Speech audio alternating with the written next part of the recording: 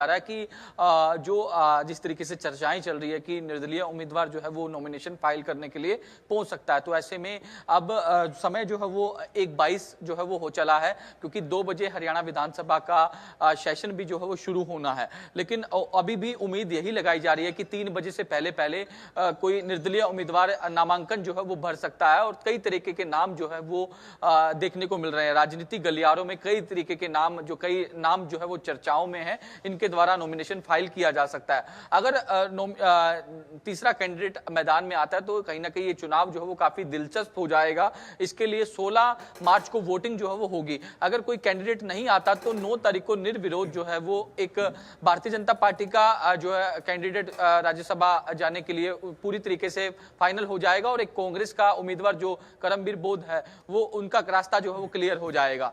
तो ऐसे में अब तीसरे का इंतजार जो है वो किया जा रहा है, और इस पर निगाहें भी जो है सबकी बनी हुई है। अब देखने वाली बात ये होगी कि 3 बजे से पहले पहले अगर कोई निर्दलीय उम्मीदवार आता है तो ये पूरा का पूरा चुनाव जो है वो दिलचस्प हो जाएगा और देखने लायक होगा, क्योंकि इससे पहले भी राज्यसभा के जो चुनाव हुए हैं वो काफी इंटरेस्टिंग हुए हैं।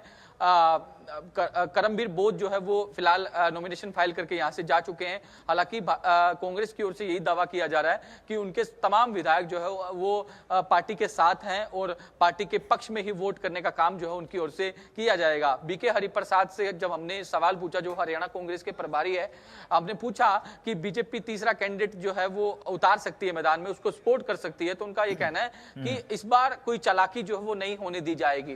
कांग्रेस के तमाम विधायक जो है वो इस बार अलर्ट हैं, क्योंकि ये इसलिए भी कहा जा रहा है क्योंकि ये डिसीजन जो है वो कांग्रेस हाईकमान का है।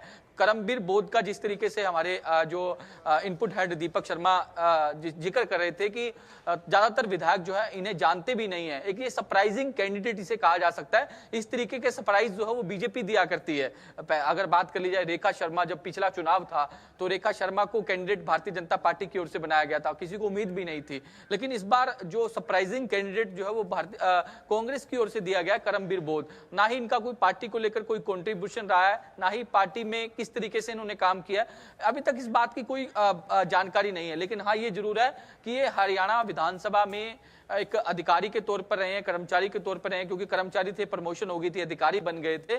तो इनका जो अनुभव रहा है वो एक जिस तरीके से ब्यूरोक्रेट के जिस तरीके से इन्होंने नीचे काम किया है अधिकारी के तौर पर, तमाम पदों पर ये हरियाणा सिविल सचिवालय के अंदर रहे हैं, और उनकी पत्नी भी जो है वो एक गवर्नमेंट एम्प्लॉय है। तो कहीं ना कहीं अब जिस तरीके से इनके अनुभव को लेकर भी सवाल उठ रहे हैं कि पार्टी के लिए इन्होंने किया क्या है, किस तरीके से पार्टी के अंदर काम किया है। तमाम विधायकों को इनके बारे में तो जानकारी नहीं थी कि करमबीर बोध है कौन। जब जिस तरीके से जब इनका बताया गया कि ये वाई पूर्ण कुमार के जो इंसिडेंट हुआ था, आत्महत्या हुई थी, उस मामले में ये आगे रहे, आंदोलन को इन्होंने आगे बढ़ाया।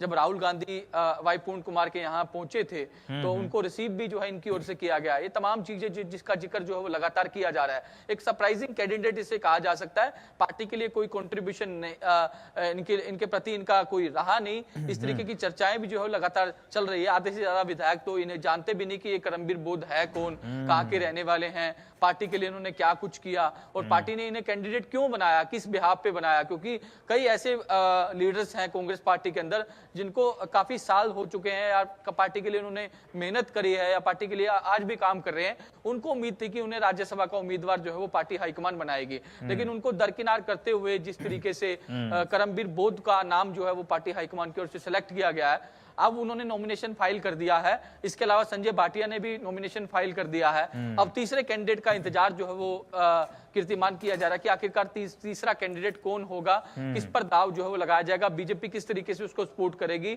और इनेलो का रुख क्या रहेगा।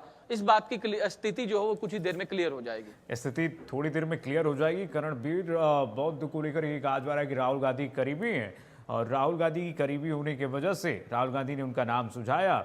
लेकिन अब दिलचस्प बात ये देखना होगा कि कांग्रेस पार्टी के अंदर क्या गुटबाजी होती है इस बात को लेकर के, या फिर जब ये आला कमान का डिसीजन है, भाई राहुल गांधी ने जब कह दिया है तो कोई विरोध नहीं करेगा, ये भी देखना बहुत महत्वपूर्ण होगा।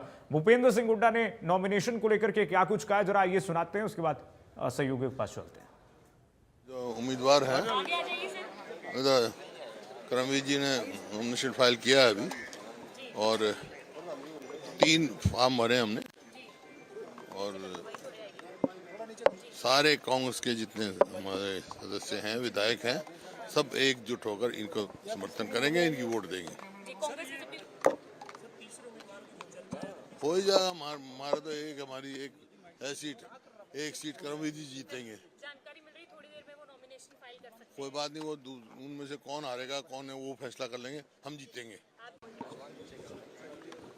जैसा मैंने सुबह आपको कहा, श्री राहुल गांधी जी, श्री मल्लिकार्जुन खड़गे जी ने जमीन से उठे एक साधारण कांग्रेस कार्यकर्ता को देश की सबसे बड़ी पंचायत, देश की संसद में जाने के लिए मौका दिया है।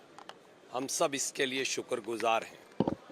समाज में जो शोषित हैं, वंचित हैं, समाज में जो गरीब हैं, उनकी आवाज़ करमबीर सिंह जी बड़ी प्रतिबद्धता से उठा पाएंगे।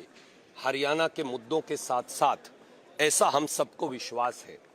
कांग्रेस के 37 विधायक, जैसा सुबह विधायक दल के नेता ने, मैंने, हमारे अध्यक्ष जी ने कहा, वो सब इकट्ठे हैं और एक मत से हमारे कांग्रेस पार्टी के उम्मीदवार करमबीर सिंह बोध न केवल सांसद बनेंगे, परंतु सांसद बनने के साथ साथ हरियाणा के 2 करोड़ 80 लाख लोगों की आवाज़, विशेषतः दलित, वंचित, शोषित वर्ग की आवाज़ बड़ी प्रतिबद्धता से उठाएंगे, ये हमें विश्वास है। सर, जो तीसरे उम्मीदवार की चर्चा चल रही है कि तीसरा भारतीय जनता पार्टी क्या करने वाली है, इसका जवाब वो देंगे। मैंने जैसा कहा, हमने एक उम्मीदवार उतारा है, हमारे पास पूरी वोट है। सर, बिहार में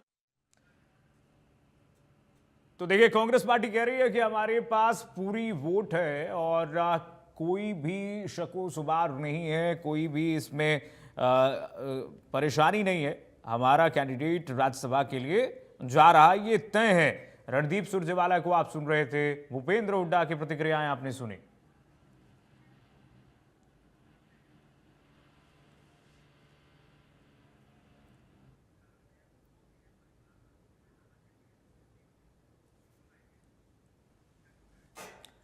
आइए अब आपको सुना देते हैं हमारी सहयोगी साक्षी ने जब करणवीर बौद्ध के जो कांग्रेस के उम्मीदवार हैं उनके परिजनों से बातचीत की तो भावुक पल निकल के सामने आया। जरा इंडिया न्यूज हरियाणा की एक्सक्लूसिव रिपोर्ट देखिए। वो भी यहाँ पर मौजूद है। मैम, आप बौद्ध साहब की फैमिली से हैं, करमवीर बौद्ध साहब, कांग्रेस से उन्हें जो कैंडिडेट है वो बनाया गया है, क्या कहना चाहेंगे और क्या रिलेशन है आपका उनसे? मैं उनकी मिसेजों की तरह नहीं। उनकी वाइफ हमारे साथ मौजूद है। मैम, क्या कहेंगे, कितनी खुशी है, आज नॉमिनेशन फाइल किया है? बहुत खुशी है हमें, इतनी उम्मीद नहीं थी। इतनी उम्मीद नहीं थी। क्या कभी सोचा था ऐसा अचानक ही कल उनका कि कांग्रेस एक जमीनी कार्यकर्ता को राज्यसभा तक भेजेगी, राज्यसभा तक वो पहुंचेंगे? सोचा था? सेक्रेटेरिएट में हम उनसे मिलते रहते थे, यहाँ पर काम करते थे वो। हाँ जी, यही सेक्रेटरी में काम करते थे और यहीं से रिटायर हुए हैं प्रशासनिक अधिकारी। और अभी ऐसे इतनी उम्मीद नहीं थी कि हमें यहाँ तक पहुँच जाएंगे, ऐसे एकदम मिल जाएगा। कितनी उम्मीदें हैं उनसे कि कैसा काम करेंगे वो, कितने हरियाणा के मुद्दों को वहाँ पर जाकर, सेंटर में जाकर, दिल्ली में जाकर उठा पाएंगे? 40 साल से काम कर रहे हैं दबे कुचले लोगों का, हर घर समाज में, पूरे हरियाणा में भी।